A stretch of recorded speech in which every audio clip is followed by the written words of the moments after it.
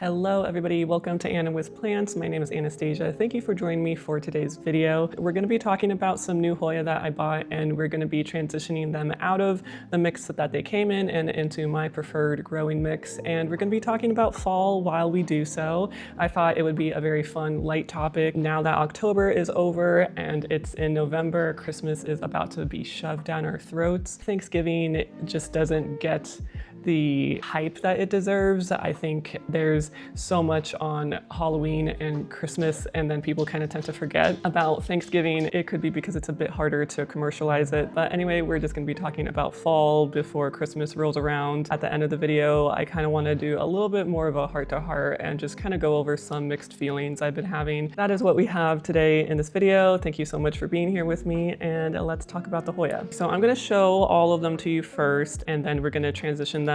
Basically, when I bring any new plant into my home, I do like to give it a little bit of a pest spray just because it's good practice. Even though you trust the grower, sometimes you just want to make sure that you're not introducing new pests to your home. So I like to spray it down with some Pure Crop 1 in a spray bottle. I don't fully have like an isolation thing, but I do like to put it away generally from other plants just to kind of keep an eye on it for a couple of weeks. And if I still don't see any pests, then it can kind of go into Gen Pop. Pretty much aside from one Hoya, all of the other ones, I wasn't really trying to find or buy them. They just kind of came across my radar. A nice new thing is because of my plant shop, I have now plant money. It's a really cool thing to be able to sell your plants and then use that money to buy new plants. It's kind of like the plant circle of life. Let's talk about the first one on the list here. So I bought this one from New Plants on Palm Street. I noticed she hasn't really been doing any purges recently, so this was actually her last purge of the year. This is, and I'm so sorry, I am gonna butcher this name. It's Galong, and it's RUTUT002. I looked this up and I believe it's like a mountain range in Aceh. Another Aceh, surprise, surprise, and it's actually a pretty good size. I forgot how much I exactly paid for it. I think it was like 60-ish. It's got 4 leaves, and it also came with a trellis, which is super nice. It's an Aceh, got that purple red stripe down the middle, and I really love the texture. Hope the camera's gonna do this justice. A weird shadow is being cast over it. Okay, do you see the texture? No, because this shadow, this is the struggle sometimes of showing how cool certain plants are, and the camera just doesn't do it justice. I might go ahead and pop up a photo of what the texture looks like. The camera's not quite picking it up. It's got really cool raised ridges down the midrib, and it almost looks like some kind of insect legs kind of going down the middle there. It looks really cool in person. So this is the first one.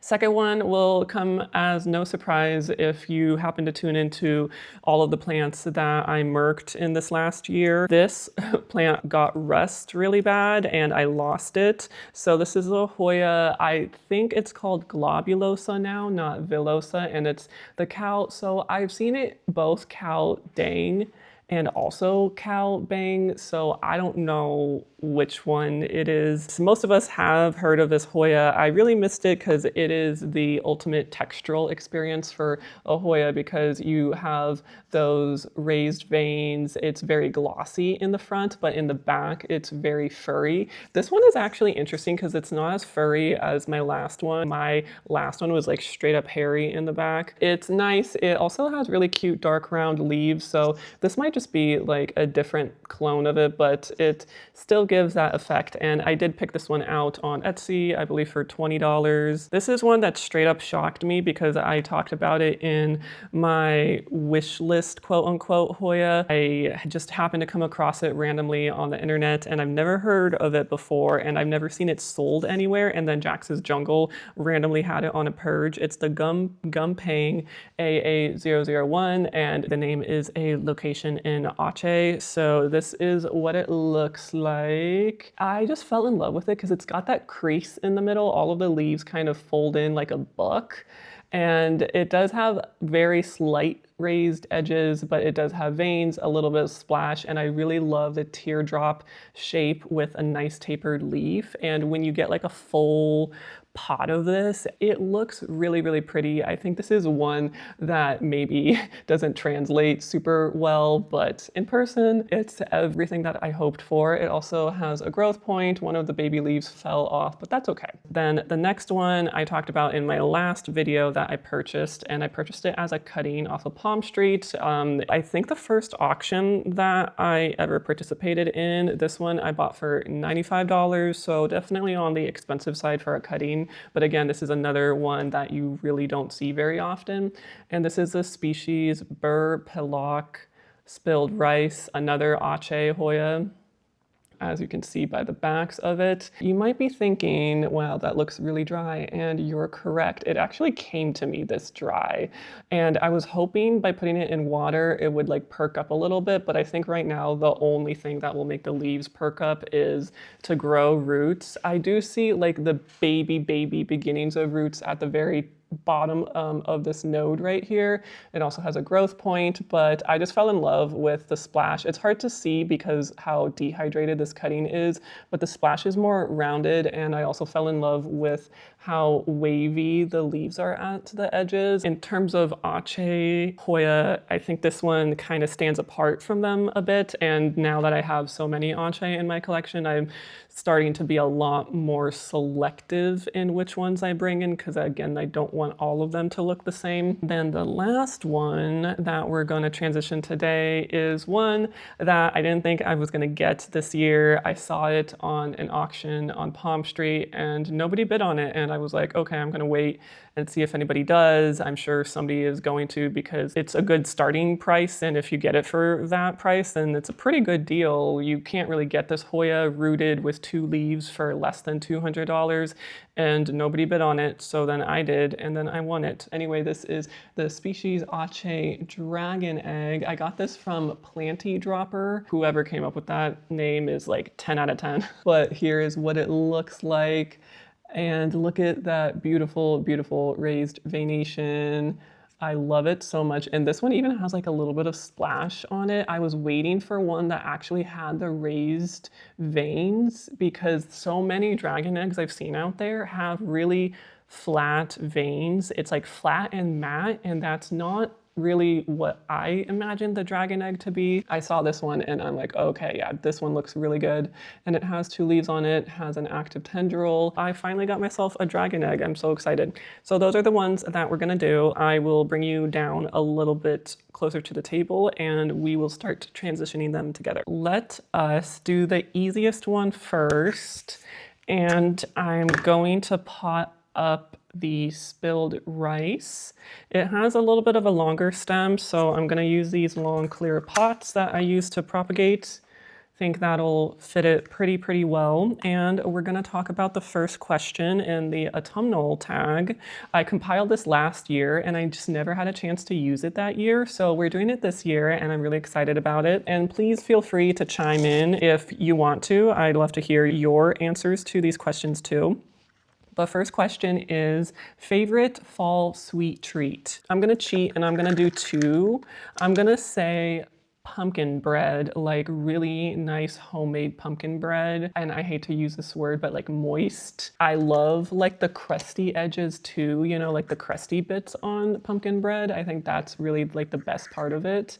And the other fall thing, although this can also kind of go into Christmas too, is chewy ginger cookies. And I'm talking about ginger, like I want them to be very gingery. I love ginger personally, so I really love like the cookies that you can actually taste the ginger in, and I need them to be chewy. I don't like ginger snaps. I think that's like just a travesty. I don't want like crunchy cookies ever. I want soft, chewy, borderline underbaked cookies. Like that is my jam. As expected, this one was really quick and easy, and it's actually the perfect height for this. We're gonna say a prayer over and we're gonna pop it into either an acrylic prop box or maybe my grow tent. Definitely high humidity and a lot of light, because this needs to root sooner rather than later, because I don't want to lose any of these leaves. This is the first one. Let's do this one next, because I kind of want to use the pot for this one in a different one. So this is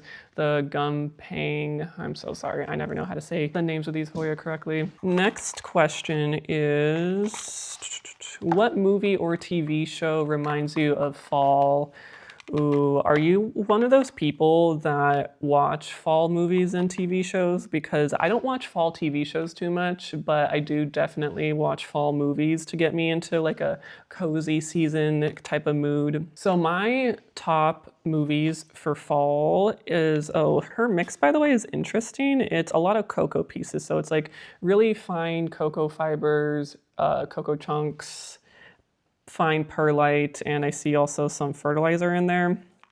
So Good Will Hunting. Something about that movie, you know, Boston just reminds me of fall. I think it took place in Boston because they had Boston accents, didn't they? Yeah, so Good Will Hunting for sure. Another one is When Harry Met Sally. That's a pretty classic one. Top root is rotted, because I think there were some scenes in it that were super autumnal with like the leaves changing. And along that same vein is You've Got Mail, although I want to say there's a Christmas scene in it, but it still gives me that like cozy vibe. Honestly, I have to rewatch You've Got Mail because it's been a really long time since I have. The last one for me, yeah, some of these roots definitely rotted. I think I kept this mix way too wet. Yeah, I think I watered it too much. And this is why we transition out of strange mixes. Not that it's strange, it's like a strange mix to me because I'm not comfortable with it. So I don't know how much to add in terms of water and all that stuff. So yeah, this is why we transition. But anyway, you can hopefully see that some of it is rotted because the sheaths of the roots were able to pull off. You can see right here, those little fine hairs. And then I'm going to pop it in something smaller. That's like another thing is I think that this container was just a little bit too big for it. I kind of prefer to root and keep my Hoya in tinier pots, if that makes sense. And then the last movie that I love seeing during fall is Dead Poets Society. I also love Robin Williams. I know he is like a popular actor for a lot of people. He's really fantastic in that movie. I gotta watch that sometime soon. It is sad if you haven't seen it before and you're hoping that it's like a happy-go-lucky movie. It is some parts of it, but it's also kind of more serious. Those are my top 4 like go-to really cozy autumnal movies that I like to watch. So here we go. This one is all repotted. Since we cleared that one out, I kind of want to upgrade this one to this pot. I think the trellis will fit. I don't know. We'll kind of assess and see. Let me get the clips out of the way. Next question is best drink for fall. Okay. So I have a little bit of a controversial one. I hate to promote this coffee company, but Starbucks. This is where I found this drink. So Starbucks has a drink called a caramel apple spice. I discovered this in undergrad college. Now it's been over 10 years, I think. Has it been 10 years? Yeah, it's been over 10 years now. God, that makes me feel old. It used to be an off-menu thing, and I think one year they actually did put it on the menu. I haven't gotten this drink in a few years. I don't really drink at Starbucks too often, but oh my Lord. It's not caffeinated, so if you don't like caffeine, you don't have to worry. It's basically just like hot pressed apple juice with some seasoning in it, and it's like also has like a foam on top of it. I bet it's pretty easy to make if you want to check out the recipe for it, but caramel apple spice, it just feels like comfort in a drink. One of those drinks where you just close your eyes and you take the first sip. I don't say ah though, you know, like those people that go like, no, we don't do that. We can close our eyes and appreciate. So if you happen to find yourself in a Starbucks anytime in the future, get a caramel apple spice and tell me how you like it. Okay, favorite fall activity. This is totally gonna be stereotypical, but I love a good pumpkin patch. I feel like I'm not really of the age group to enjoy a lot of the activities in it, like corn mazes and hay rides and whatnot. When I lived in San Diego, we used to go to Julian. There's like a pretty big pumpkin patch place up in Julian that has like so many pumpkins, like huge pumpkins too. And I just have so many good memories of that from when I was young. I don't always go every year. I feel like the last time we were at a pumpkin patch was right when COVID was ending, maybe 2021. I've been trying to convince Cody to go this year, but he takes a lot of convincing because he's not the biggest fan of this activity. It's my thing. I also love to bake during the fall season. I'm not like a huge baker. Around fall and Christmas time, I will partake to make like pies or something cozy. I do it for a gathering. Cody doesn't really eat baked goods like that very often. I'm stuck with eating like a whole pie. He'll take a bite and he's like, nah, I'm good. I don't really bake for just the two of us. I have to bake for quite a few people and then tell people like, no, take this with you because I don't want to eat all of it. This is the best that we're gonna do. It was in cocoa chunks. This will be the good size. A little bit of an upsize, but not too much. I know this is also going to be like a little bit of a controversial statement to make, but I'm not the biggest fan of pumpkin pie. If you were to ask me what kind of pie I want to eat, I want to say cherry pie because it's like tart and sweet, and I really like the textural experience of a nice cherry pie. I just think pumpkin pie is a little bit, I don't know, bland-ish. I like a little bit more flavor in my pies. I'm so sorry if you love pumpkin pie and I am slandering this for you. Again, personal taste preferences aside, I'm more of like a cherry pie person. So if I do make a pie for Thanksgiving, I tend to not make pumpkin pie, which might be blasphemous. Gonna do the good old tippity tap. And then where is that clip? I'm surprised that the tendril didn't die off. Here is the RUT-UT002. Oh, here you can kind of see the veining a little bit better. I think there's still a little bit of a shadow to it. Really pretty. I love it. Let's do this next. The packaging job on this was interesting. It's in definitely a soil mix, and look at how much stem is out of. Like, I didn't take any soil out. None of the soil kind of fell out too much in the box, but yeah, there's so much exposed stem here. Not to mention the seller that I got this from Etsy decided to ship this USPS ground advantage, which I think is the slowest USPS service you can use, which is an interesting choice. The Hoya ended up getting here, I think, in a week, maybe 8 days. I just thought that using that service was interesting because it's the first time that I've seen that, and I've been buying plants online for a while now. It looks like all of the roots are at the bottom, and this needs a tall pot. It's still gonna have a little bit of stem above the pot, but not as bad as it was before. It also might lose this leaf that's coming out. It lost the other leaf that was emerging when it got shipped. Okay, next question is fall or Halloween decor. If you see behind me and see how much I decorated for Halloween, which was not that much really, I am a 100% fall decor person. I love how you can have fall decor up for basically like 2 months, maybe 2.5 if you do it earlier in September. Fall decor all the way. I basically want the inside of my house to look like a pumpkin exploded, vomited all over my house. All of the leaves on the trees decide to fall into where I live. That's the aesthetic I go for. I mean, Halloween decor is fun too. Last year we did some like outside Halloween stuff, not this year. Fall all the way. This Hoya is done. It kind of looks cuter in this pot, I think. Just a little funny at how long the stem is. Are we to our last Hoya already? Oh my gosh. I might have to pull out another plant so we can get through the rest of these questions because we still have a few questions left. I'm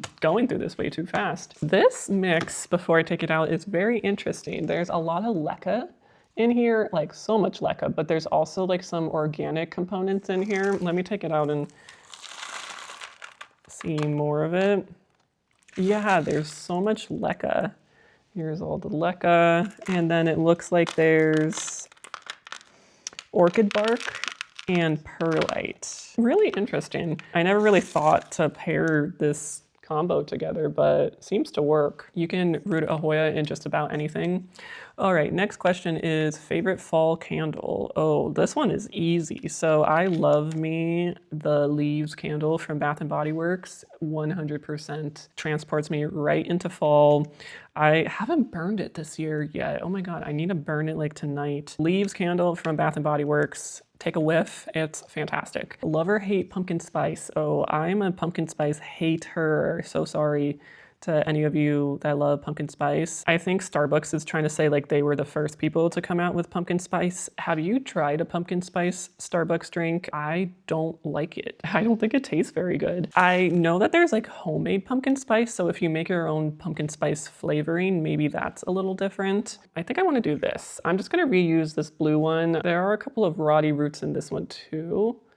Not too many, but couple of the root sheaths died off, but we do have a lot of good roots here. In terms of all of the fall tastes that you can experience, pumpkin spice is not really up there for me. Where would you want to travel during fall? Ooh, this is a good question. One year I will travel during fall. It's not generally the time that we like to travel, and honestly, we haven't traveled in a hot minute. I'll get like the stereotypical ones out of the way. I would love to go to Massachusetts, the Berkshires, turning of the leaves, and actually like the colder weather and stuff, because in California we don't really have that.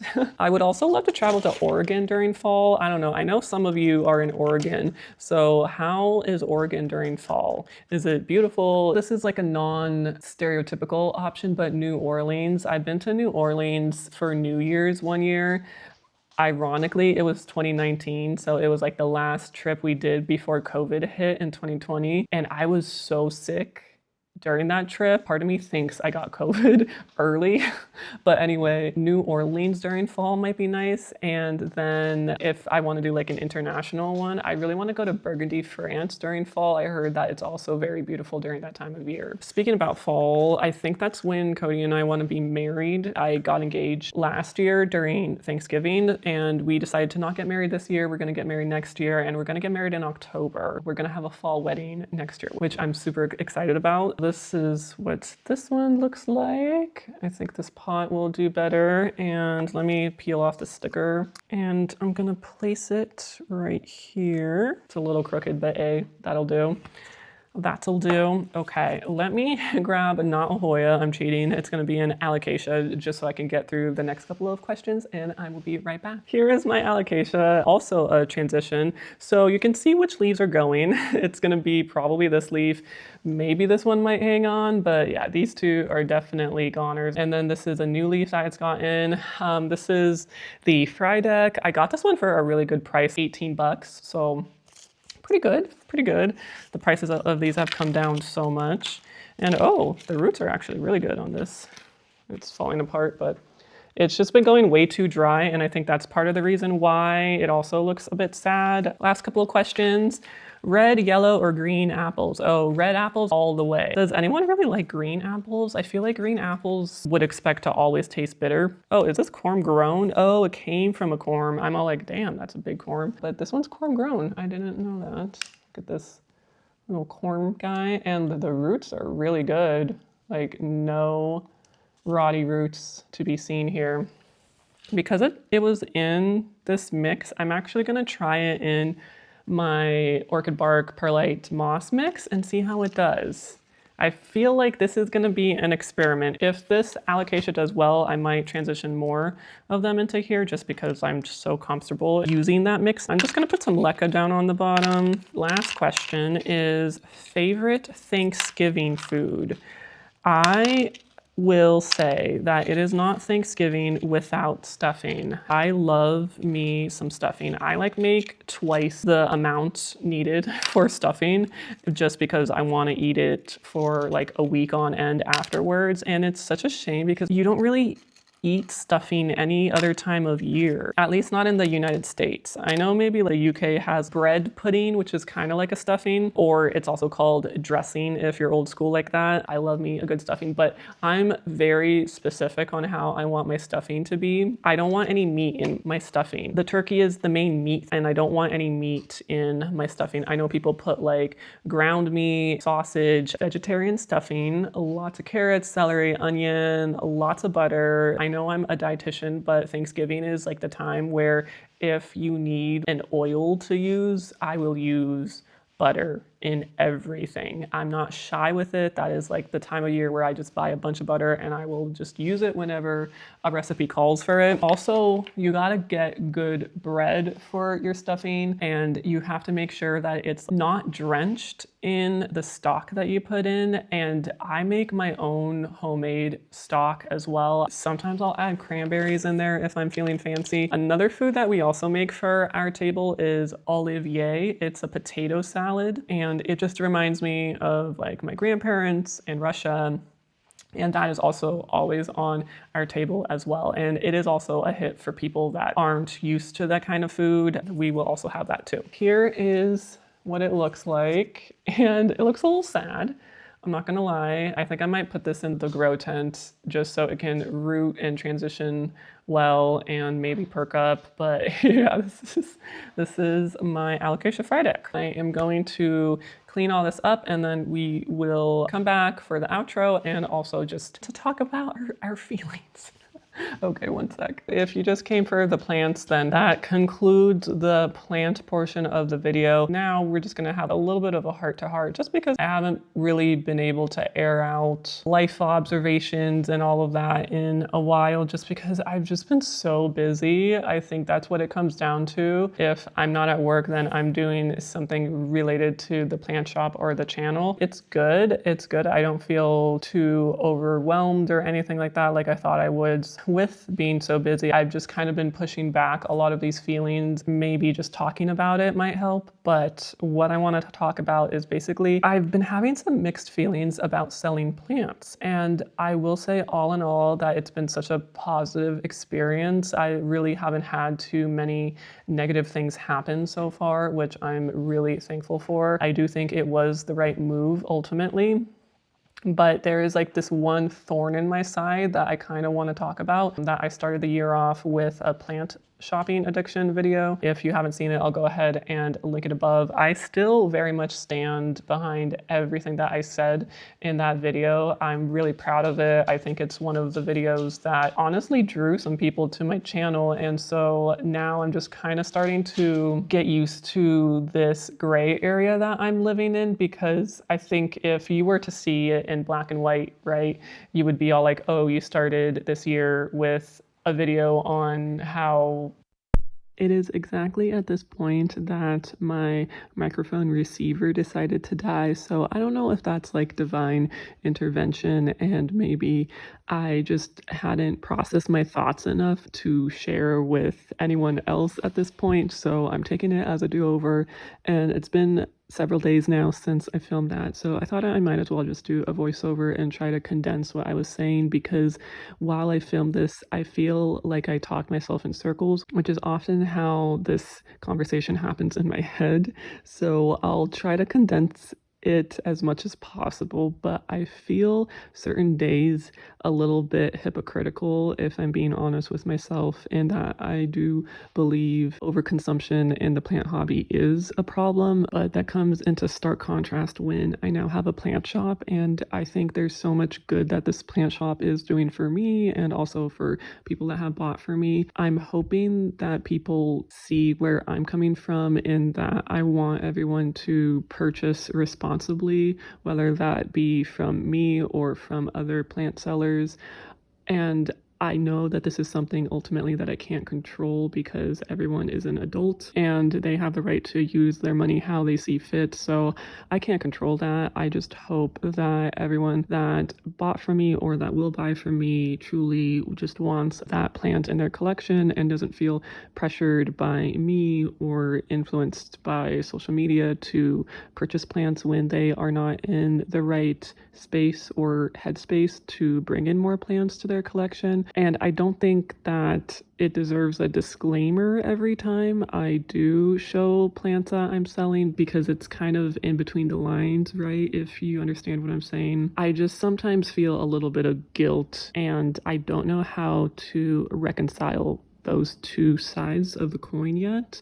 I think I will get there next year. That's basically what I was trying to get at when I was filming this, except I just kind of talked in circles and I didn't think it was a very productive conversation or observations. Really what I'm driving at is I hope that none of you feel pressured to buy from me. Please do not feel pressured. It's great that there is interest in it, but I want everyone to be happy with their collection as is and don't feel obligated that you need more plants because I'm selling them or because anyone else is either. So I just wanted to come on here and say that. I think I might talk about it a little bit more. I'm planning on filming a what goes into running a plant shop. It just basically goes over day by day what happens when a restock happens. It's actually a lot happens behind the scenes, so it might be a little bit interesting to see behind the scenes of every single moving piece because there are a lot of moving pieces. There is one other thing that I do also want to address related to something I said in,